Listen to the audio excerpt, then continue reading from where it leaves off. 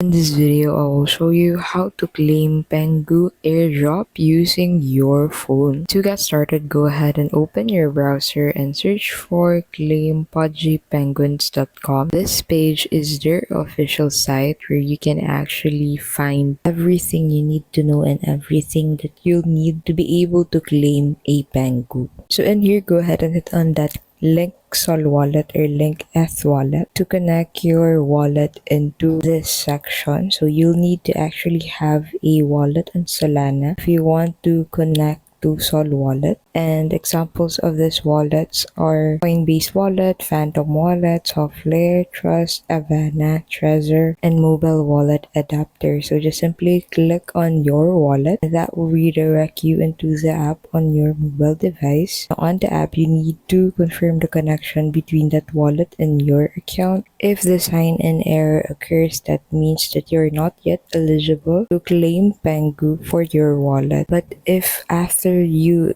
connect your wallet, you get redirected into the claim section, that just means that you're eligible to claim Pengu for your wallet. And that is simply how you can claim Pengu Airdrop on your mobile phone. Thank you so much for watching and we'll see you in the next video.